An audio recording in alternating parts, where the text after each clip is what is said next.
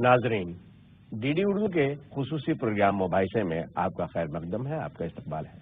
बहुत से खूबसूरत उन्वानात के तहत हम आपके साथ शामिल हुए हैं और आपकी शिरकत भी हमें मैसर आई है। आज हम आपको एक खूबसूरत मौजू के हवाले से आपसे बातचीत करेंगे। आज का उन्वान है आओ स्कूल चलें। अपने आप में बहुत खूबसूरत सा एक गुदगुदाने वाला एक तीन लफ्ज ये आओ स्कूल चलें। हर शख्स की जिंदगी में स्कूल की खास अहमियत होती है और पूरे माशरे, पूरे कौम, पूरी जो कौमियत है हमारी, उसमें स्कूल की बहुत बड़ी अहमियत है। अगर हम किसी समाज को बहुत खूबसूरत बनाना चाहते हैं तो उसके लिए हमारे स्कूलों का निज़ाम बहुत खूबसूरत होना चाहिए और ये हर बच्चे का हक है कि उसे तालीम मिले, प्रॉपर तालीम मिले, ताकि उसकी ज़िंदगी, उसके घर की ज़िंदगी, उसके ख़ानदान की ज़िंदगी, उसके शहर की ज़िंदगी और उसके मुल्क की ज़िंदगी बेहतर हो सके। हम सब की ज़िंदगी में स्कूल बहुत बड़ी अहमियत रखता है और आज हमें खुशी है कि यहाँ हमारे दरमियान डॉक्टर N.K. साहू साहब मौजूद हैं, जिनका ताल्लुक मिनिस्ट्री ऑफ एजुकेशन से है। आप यूथ इकोनॉमिक एडवाइजर हैं स्कूल सिस्टम के, जो department of school education and literacy, ये आपका डिपार्टमेंट है और आपने बहुत काम किया इस मैदान के अंदर, यानी कि स्कूलों के निज़ाम और उसके पीछे जो पूरी इकॉनमी है और पूरा मेरे ख्याल से सारे डाटा डॉक्टर साहब लेकर आए हैं। और चूंकि मुसलसल गवर्नमेंट के अंदर आप हाँ नुमाइंदा हैं यहाँ पर हमारे दरमियान, और इनका जो तजुर्बा है उससे बहुत सारे परतें खुलेंगी, बहुत सारे हमें हक़ायक़ मालूम होंगे। और हमारे आज के दूसरे पैनलिस्ट हैं इकरामुल हक साहब। इकरामुल हक साहब का ताल्लुक जो है यूं तो एक इदारे से है, वहाँ काम करते हैं जो निम सरकारी इदारा है, लेकिन वहाँ आप चीफ HR है। उसके अलावा जो सबसे अहम काम है मोहतरम इकरामुल हक साहब का, वो ये है कि बच्चों की जो डिप्राइव्ड बच्चे हैं, जो स्कूल नहीं जा पाते हैं या जिसको स्कूल जाना चाहिए किसी वजह से, उनको कैसे तालीम से जोड़ा जाए, उनके वालिदैन को कैसे रजामंद किया जाए कि तालीम की अहमियत क्या है, इसको पहचानिए। ये मौका हाथ से निकल गया तो बच्चा जो है दोबारा उस मौके को नहीं पा पाएगा। और इन्होंने मिशन तालीम नाम से, मैं डॉक्टर साहब सही कह रहा हूँ, मिशन तालीम आपका जो इदारा है उसके आप नेशनल कन्वीनर हैं। तो आइए हम बात करते हैं शुरुआत जनाब डॉक्टर N.K. साहू साहब से। साहू साहब, आपका ताल्लुक गवर्नमेंट ऑफ इंडिया के डिपार्टमेंट ऑफ एजुकेशन से और वो भी स्कूल एजुकेशन से। ये जो एक चीज है अपने आप में बड़ा खूबसूरत एक लफ्ज आया था, राइट टू एजुकेशन, ये बहुत ही आपको एक ताकत देता है। ये सुनकर ताकत मिलती है कि इट इज माई राइट, ये मेरा हक है। इसके हवाले से आप क्या कहना चाहेंगे? ये कितना मौसर है, कितना इसका असर होता है और कितना हम इस पर अमल कर पाए हैं, राइट टू एजुकेशन? देखिए, राइट टू एजुकेशन तो आया 2009 में जी, लेकिन स्कूल में बच्चे आए और उनको अच्छा तालीम मिले, वो शुरू हो गया इंडिपेंडेंस से। एग्जैक्टली। और इससे पहले हम लोग भी राइट टू एजुकेशन आने से पहले सर्व शिक्षा अभियान जो बोलते हैं, सबको शिक्षा मिले, सर्व शिक्षा सब स्कूल में आए, वो उसको भी शुरू कर दिया था इससे पहले। लेकिन राइट टू एजुकेशन आने के बाद ये हुआ कि हर बच्चों का ये राइट बन गया कि उसको 8 साल का शिक्षा दिया जाए, 1 से लेके 8 तक। तो ये राइट के हिसाब से किया गया। उसके लिए ताकि 100% 100% स्टूडेंट बच्चे आए स्कूल, वो था इसका मकसद। आज का डेट में उसका जो मेन ऑब्जेक्टिव था कि यूनिवर्सल सबको मिले शिक्षा, उसमें हम लोग काफी काफी दूर तक कामयाब हैं। बहुत अच्छी बात है।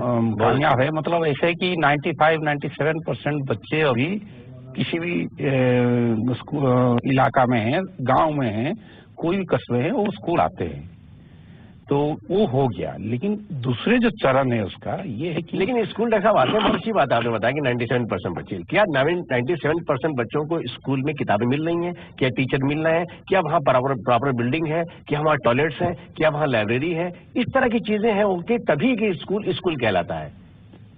स्कूल में तो ये जो आपने बताया इंफ्रास्ट्रक्चर के बारे में बताया, जी वो सबका काफी हद तक हो गया है। जैसे कि आपको बताता हूँ कि क्लासरूम हो, बच्चों को स्कूल का किताब मिले और ड्रेस मिले, टॉयलेट हो, जैसे कि 2014 का जो स्वाधीनता दिवस था, वहाँ प्रधानमंत्री ने लालकिले से कहा कि सबके लिए स्कूल में टॉयलेट हो, वो लड़कियों के लिए टॉयलेट बहुत जरूरी। तो भारत सरकार, राज्य सरकार, पब्लिक सेक्टर यूनिट्स और आपका प्राइवेट लोग सब मिलके एक साल इतना लोग लग गए उसमें टॉयलेट बनाने में कि अभी जो गया स्वतंत्रता दिवस का जो हुआ, तब तक प्रधानमंत्री ने डिक्लेयर किया कि हमने ऑलमोस्ट।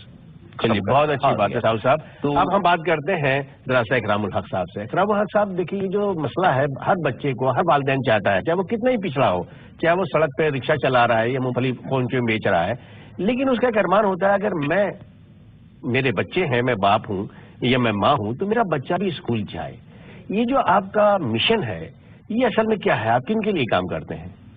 ये जो हमारा मिशन है, मिशन तालीम के नाम से, इसमें हम और हमारे साथी पिछले 6 सालों से एनसीआर, हरियाणा, दिल्ली और यूपी में ये कोशिश करते हैं कि जो डिप्राइव्ड सेक्शन ऑफ सोसाइटी है, मतलब क्या हुआ डिप्राइव्ड सेक्शन? SC/ST है, OBC है, माइनॉरिटीज हैं, they are away from the mainstream, जिनको मुख्य धारा में आज तक शामिल नहीं हो पाए हैं, उनको तालीम की अहमियत बताना, उनके बीच, उनकी गलियों में, झुग्गियों में जाके हर संडे मीटिंग करना और उनके बच्चों को उत्साहित करना, गार्जियन को उत्साहित करना कि 100 के 100% बच्चों को तुम अपने स्कूल भेजो।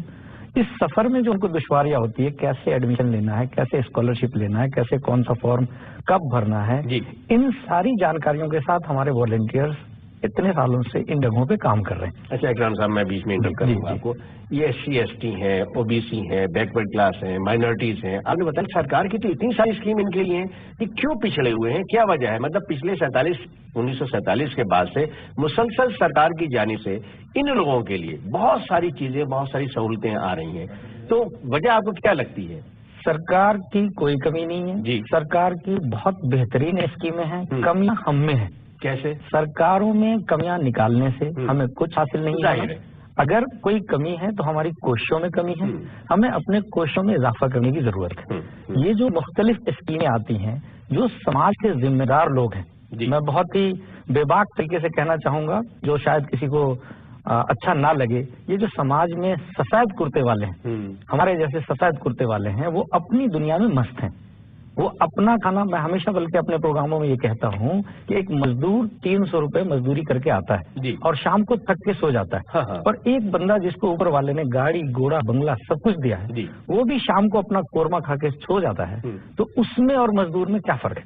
ऊपर वाला एक दिन जब उससे हिसाब लेगा तो ये पूछेगा कि ये सारी नियमतें तुझसे क्यों ना वापस ले लूं, अगर तूने भी वही किया जो एक मजदूर ने किया। जो समाज में जिम्मेदार लोग हैं वो अपना फर्ज नहीं निभा रहे हैं, वो नहीं देख रहे, उनकी जिम्मेदारी है कि वो जाके गलियों में अपने से जो लेसर लोग हैं उनको बताएं कि ये स्कीम्स अवेलेबल हैं, तुम अपने बच्चों को भेजो। मैं इसी कड़ी में एक छोटी सी बात आपको बताऊंगा, क्योंकि करंट है। दिल्ली, पूरे दिल्ली में 22 तारीख से पहले 1 से लेकर 22 तारीख तक 25% EWS और DG डिसएडवांटेज ग्रुप के लिए सीटें रिजर्व हैं। अब ये इन गरीब लोगों को कौन बताए कि ये सीटें अवेलेबल हैं? 11.5 से ज्यादा प्राइवेट स्कूल हैं, नामचीन स्कूल हैं, जितने मशहूर स्कूल हैं, इन सारे स्कूलों में 25% सीट सरकार ने रिजर्व कर रखी है। अब इन गरीबों को, झुग्गियों में जो रह रहे हैं, बस्तियों में जो रह रहे हैं, इनको नहीं पता। हमारी तंजीम पिछले 10 दिन के ही अंदर कम से कम खाली जमुना पार्क के इलाके में हमने 25 मीटिंगें सुबह से लेकर रात के 11 बजे तक Kardampuri, welcome colony, new Shahdara, Jafrabad, Mustafabad, Sangam Vihar, Tughlakabad extension, Mehrauli, Rangpuri Pahari, इन सारी जगहों पे जाकर डॉक्टर साहब के पास में उनसे एक स्टेप में आगे जाना चाहता हूँ जी। एक तो वो स्कूल में आए और स्कूल में पूरा पढ़ाई वो खत्म करें जी जी, लेकिन हमारे लिए दूसरा जो प्रॉब्लम है ड्रॉप आउट बोलते हैं, बहुत बड़ी प्रॉब्लम, बहुत बड़ी प्रॉब्लम। बहुत सारे लड़के हैं और लड़कियां भी हैं जो 10वीं क्लास तक पहुंच नहीं पाते हैं। कोई 2 क्लास में, कोई 5 क्लास में, कोई 6 क्लास में वो ड्रॉप कर जाते हैं। उनका बहुत सारे कारण है जी जी, जैसे कि सोशल बैकग्राउंड तो एक ही में है, पॉवर्टी है, गरीबी है, बहुत सारे कारण, लेकिन उसको भी रोकना है। तो ये दोनों चीज होना चाहिए कि सब स्कूल में आए और स्कूल में पूरा तालीम उनको मिले। इलाकों के इन्होंने नाम लिए इकरामुल हक साहब ने, इन्हीं इलाकों में मैं भी, चूंकि एक गवर्नमेंट ऑर्गेनाइजेशन से जुड़ा हुआ है, मैंने पूरी 29 साल नौकरी की है, और हमने वहां पर तालीम बालिगान एडल्ट एजुकेशन, जो बाद में लिटरेसी मिशन के नाम से शुरू किया था, और इन सारे इलाकों में चूंकि स्कूल्स बहुत आसपास नहीं है और बच्चों को इतनी दूर नहीं भेजा जा सकता, तो लोग बच्चों को घर में रखते हैं। अच्छा, वहां थोड़ा सा आउटलेट्स हैं, कारखाने हैं, घरों में काम होता है, स्मॉल स्केल इंडस्ट्रीज हैं, कि बच्चा भी कुछ आमदनी का जरिया बन जाए। तो माँ बाप को लगता है कि पढ़ के लेके कोई डॉक्टर इंजीनियर तो बन नहीं पाएगा ये बच्चा, तो इसको मजदूरी बनना है, तो अभी से मजदूरी करे, घर में 4 हाथ बैठाएगा।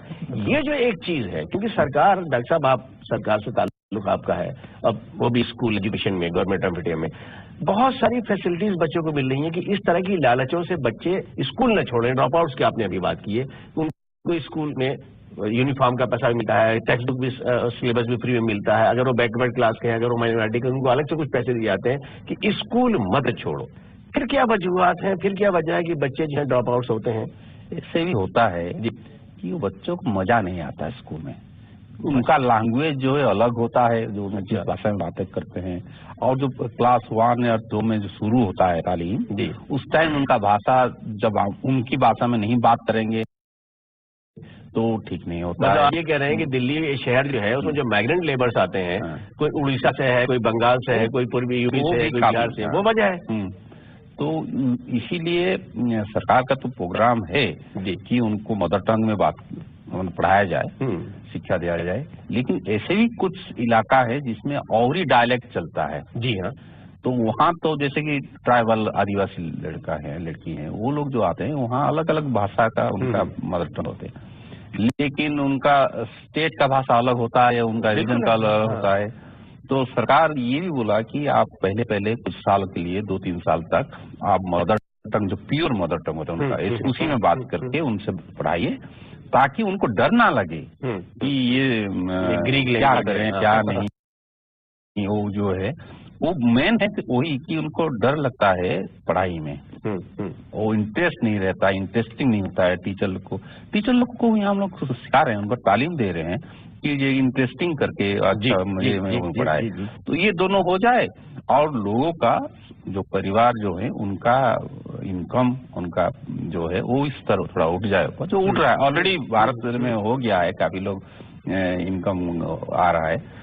तब ये दोनों मतलब यूनिवर्सल एजुकेशन, क्वालिटी एजुकेशन वो हम दे पाएंगे। हाँ, मतलब एक तो क्वालिटी एजुकेशन बहुत इंपॉर्टेंट बात है। देखिए कि मैं अगर इस काबिल हूँ, मेरी इतनी आमदनी है और मैं अवेयर हूँ कि तालीम से ही मैं अपने बच्चों को अगला कोई मौका दे सकता हूँ, तो मैं उनको दिल्ली के बेस्ट पॉसिबल स्कूल में एडमिशन दिलाऊंगा, बेस्ट पॉसिबल कॉलेज में लेके जाऊंगा, बेस्ट यूनिवर्सिटीज में, बेस्ट कोर्सेज के अंदर, ताकि मेरा बच्चा कामयाब तरीन शहरी बने। डॉक्टर साहब ने जो बात कही, डॉक्टर साहब ने जो बात कही 100% सही कही। मेन इशू अब हम क्योंकि पिछड़े तबकों की बात कर रहे हैं जो मुख्य धारा से दूर रह गए हैं, अगर आप अकलियतों की और SC ST की स्पेसिफिकली बात करें तो 7वीं 8वीं 9वीं तक जाते जाते 80% बच्चे दम तोड़ देते हैं, वो ड्रॉप आउट हो जाते हैं।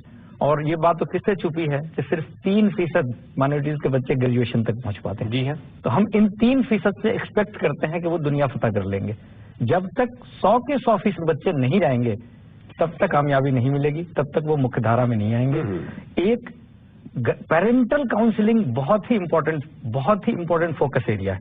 ज्यादातर अगर एक बार बच्चा, इनके ज्यादातर जो गार्जियन है, कोई सब्जी का ठेला लगाता है, कोई दर्जी का काम करता है, कोई इस तरह का काम करता है, बच्चे को मैथ, फिजिक्स, केमिस्ट्री की समझ नहीं है। एक बार 8वीं 9वीं में जब वो मैथ में या फिजिक्स में फेल होता है, एक बार और ट्राई करता है, तीसरी बार उसका गार्जियन कहता है कि चलो तुम्हें कुछ ज्यादा समझ नहीं है, ऐसा करो फैक्ट्री में लग जाओ।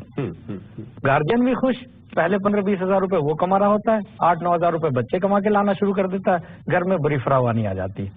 मुश्किल तब शुरू होती है जब 4 साल बाद ये बच्चा बालिग हो जाता है, फिर उसका अपना परिवार हो जाता है और फिर आपस में चेमी गोइयां और लड़ाइयां शुरू हो जाती हैं। तो हमें फोकस जो सारा इस पे रखना है कि चाहे आधी रोटी खाएंगे, बच्चों को पढ़ाएंगे, बाकी जरूरियातों को तुम कम कर लो, लेकिन बच्चों को 12th तक तो लेके ही जाओ। और आज सरकार ने इतना बेहतरीन कदम उठाया है। मैं हमेशा अपने प्रोग्रामों में कहता रहा हूं, कंप्यूटर गरीब और अकलियतों का सबसे अच्छा दोस्त है। बिल्कुल है।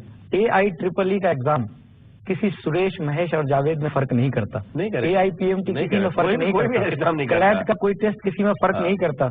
जो बच्चा मेहनत करके इन एग्जामों में टेस्ट देगा उसका एडमिशन उसके मार्क्स के हिसाब से होगा। तो वो जमाना गया जब हम एक दूसरे पे इल्जाम लगाते थे। आज हमें कोशिशें बढ़ाने की जरूरत है, बजाय सरकार में कमियां खोजने के। नहीं, इल्जाम तो हमेशा कमजोर लोग लगाते हैं, जो समझदार लोग हैं उन्हें मालूम है। और दोबारा आप चूंकि ये एक बड़ा फोरम है, आपके जरिए मैं बात कहना चाहूंगा कि मैं जो भी समाज के लोग ये समझते हैं कि मैं बड़ा जिम्मेदार आदमी हूँ या मैं बहुत बड़ा आदमी हूँ या मेरी बहुत बड़ी हैसियत है, तो आपकी हैसियत इस बात पे नापी जाएगी कि आप जहाँ रहते हैं उसके कुर्बो जवार में कितने बच्चे स्कूल नहीं जा रहे या कितने बच्चे अनपढ़ हैं, उनके लिए आपने क्या कोशिशें की हैं। अगर आपने उनको स्कूल भेजने की कोई कोशिश की है तो आप बाशऊर आदमी हैं और बड़े आदमी हैं, नहीं तो सिर्फ आपने सफेद कुर्ता सिलवाया है, उसके आगे आपकी कोई कंट्रीब्यूशन नहीं है समाज के अंदर। बहुत बेहतर, बहुत बेहतर इकराम साहब। अच्छा साहू साहब, आप चूंकि गवर्नमेंट में हैं, मिनिस्ट्री ऑफ एजुकेशन से आपका ताल्लुक है और इकोनॉमिकली जो सारा का सारा स्कूल एजुकेशन के हिसाब से आपका जो है सारे डाटाज आपके पास होंगे। ये जो हमारे यहाँ है कि मतलब कि वो आदमी जो रोज मजदूरी करता है और रोज जितना कमाता है उतना खा के खर्च कर देता है, कल के लिए उसको खाना है ना कुछ और है, वो एक बहुत बड़ा समस्या, एक मसला तो है ना उसके सामने कि मैं बच्चे को ट्यूशन कहाँ से कराऊं बगैर ट्यूशन के। जैसे कि डॉक्टर इकराम साहब ने कहा कि वो जब फिजिक्स केमिस्ट्री के चक्कर में पढ़ता है तो वो पजल हो जाता है और फिर सोचता है कि यार छोड़ो पढ़ाई से। एक और भी बहुत बड़ा मसला गया कि लड़के जो है उनके दिमाग इधर उधर बहुत भटकते हैं, बाहर निकलते हैं, घूमते हैं, दोस्त यारी हो जाती है, सिनेमा और ये और वो। लड़कियां घरों में कन्फाइंड रहती हैं, वो बाहर की दुनिया से इतनी ज्यादा उनकी दोस्ती नहीं होती, तो वो धीरे धीरे पढ़ती रहती हैं। और एक दिन पता चला कि उसी समाज में 80% लड़कियों ने पढ़ लिया और 20% लड़के पढ़ पाए। अब वो समाज के अंदर गड़बड़ होता है कि उस समाज की लड़की की शादी के लिए बाहर से कोई लड़का चाहिए, क्योंकि लड़की कहती है मैं तो पढ़ी लिखी हूं, मुझे पढ़ा लिखा ही लड़का चाहिए, किसी भी कीमत में जाहिल नहीं चाहिए। तो वो जो एक बिखराव पैदा हो रहा है, मतलब मैंने समाज को करीब से देखा है कि जहां लड़कियां पढ़ रही हैं और लड़के बिल्कुल नहीं पढ़ रहे हैं, और ओबीसीज के अंदर भी हो रहा है, माइनॉरिटीज के अंदर भी हो रहा है, बैकवर्ड क्लासेस में भी हो रहा है कि वहां लड़कियों के पास कोई ऑप्शन नहीं है पढ़ने के अलावा, चुपचाप घर में बंद, क्योंकि आप उसे कोई आजादी दे नहीं रहे। लड़का जो है उसको आजादी थोड़ी सी मिल जाती है कि मैं लड़का हूं, मुझे कैसे बांध के रखोगे। ये जो बिखराव है, आओ स्कूल चले, इसमें कितना कारगर साबित होगा।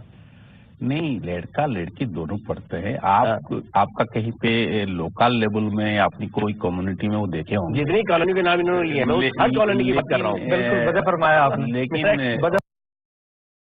ऑल इंडिया स्टेज में और या स्टेट लेवल में हमारा जो आंकड़ा बताता है, दोनों स्कूल में आते, दोनों पढ़ते, दोनों फेल भी होते हैं। हाँ, जाहिर बात नहीं। लेकिन ये बोलना है कि लड़कियां रिलेटिवली कुछ सालों से बेटर कर रहे हैं, अच्छा कर रहे हैं, वो लोग एग्जाम में भी अच्छा कर रहे हैं, वो तो मानना पड़ेगा।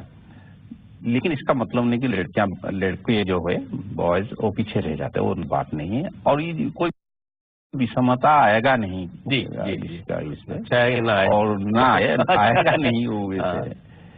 लेकिन लड़कियों के लिए बहुत सारे प्रोग्राम अलग से भी होता है जो लड़कियों के लिए, और भारत सरकार भी, स्टेट गवर्नमेंट भी दोनों काम करते हैं लड़कियों को अलग से। उनको सीरियस इशू है, उनको साइकिल देना और और जो उनको वो एनकरेज होते हैं, तो कोई प्रॉब्लम नहीं उसमें। एक छोटी सी बात इसी मौके पे, क्योंकि डॉक्टर साहब हमारे साथ हैं, और इससे अच्छा मौका क्या होगा सरकार की नॉलेज में कोई अच्छी चीज लाने का। ये जो लड़कियों के लिए विशेष कई तरह के वजीफे भारत सरकार ऑलरेडी चला रही है, जिससे हजारों बच्चियों को फायदा भी हो रहा है। इसी कड़ी में मौलाना आजाद फाउंडेशन 11वीं क्लास की बच्चियों को 6,000 रुपए, और वो जब 12वीं में चली जाती है, सक्सेसफुली 11th कंप्लीट करती है, तो 6,000 रुपए मिलता है। अब हर तरह की स्कॉलरशिप के फॉर्म में एक शर्त है, that if you are getting any other scholarship you are not eligible to fill this form. हो सकता है कि वो स्टेट का कोई 500 रुपए का सिर्फ स्कॉलरशिप मिल रहा हो या 700 रुपए का कोई मिल रहा हो। जब वो फॉर्म अपना मौलाना आजाद फाउंडेशन का भर के अपने प्रिंसिपल के पास साइन कराने ले जाती हैं, तो वो मना कर देती है क्योंकि भाई तुम नहीं भर सकती, तुम ऑलरेडी ले रही हो।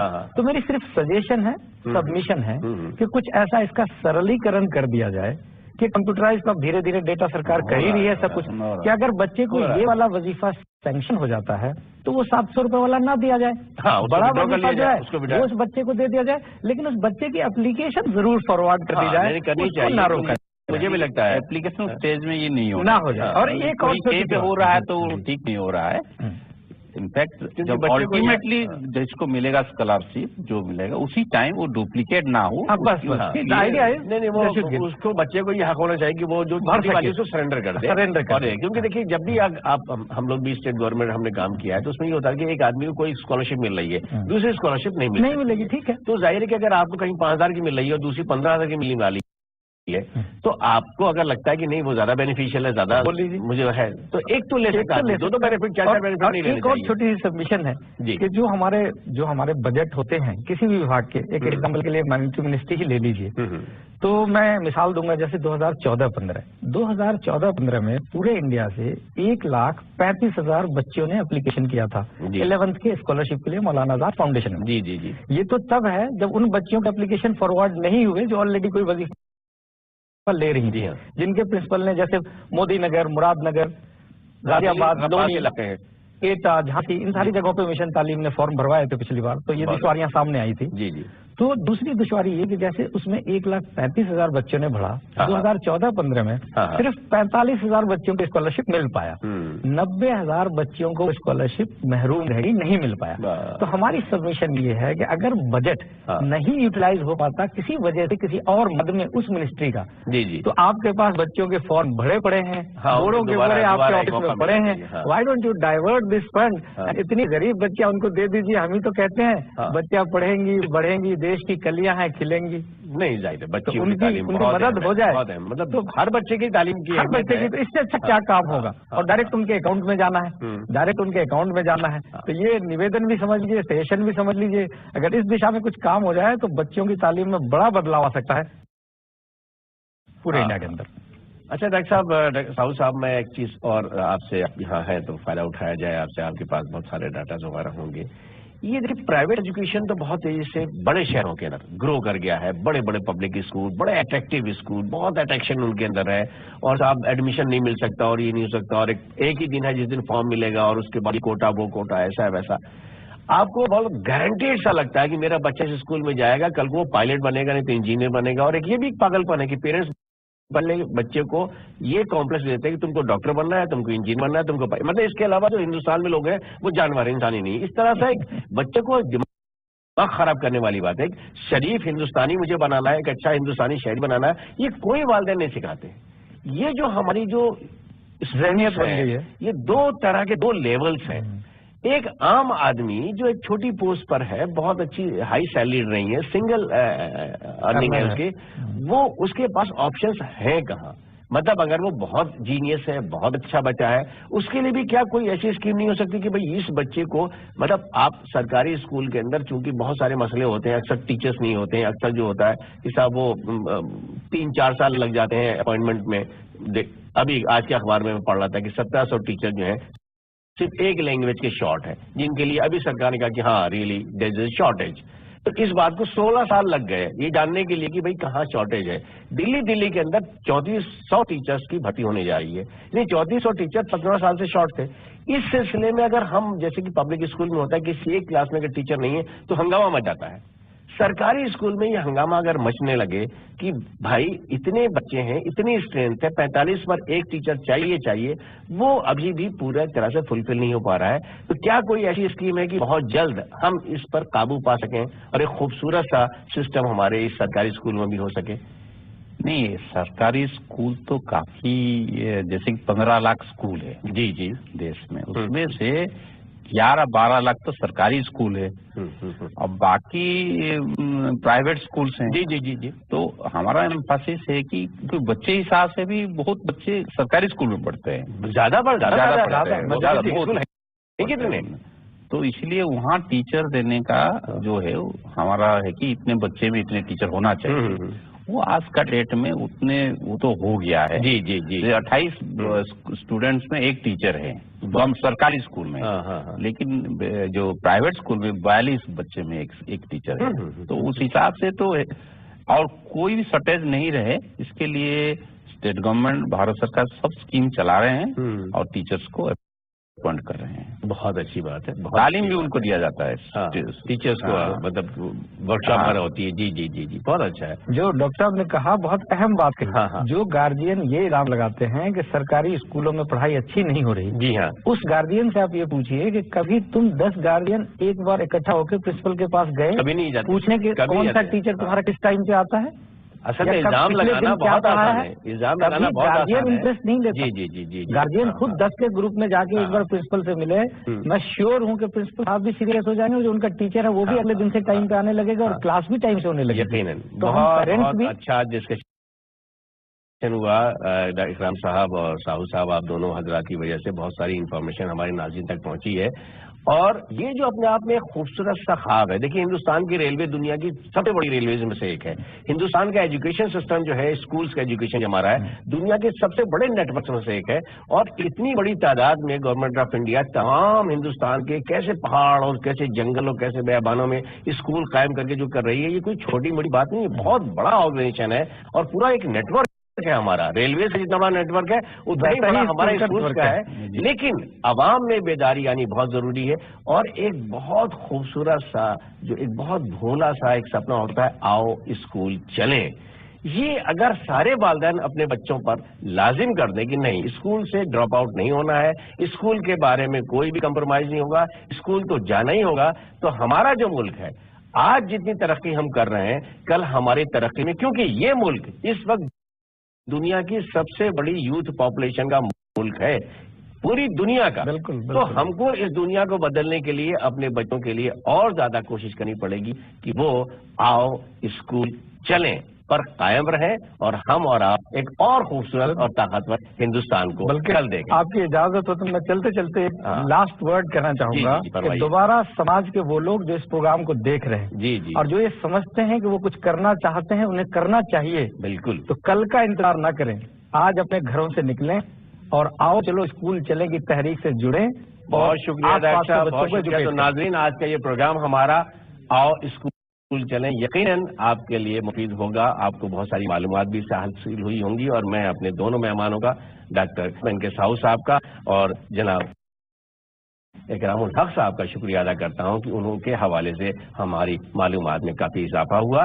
और आप भी जहां जहां सुन रहे हैं, आपके अड़ोस पड़ोस में कोई बच्चा अगर महरूम है तालीम से, तो आओ स्कूल चलें का नारा वहां तक जरूर पहुंचाएं। बहुत शुक्रिया।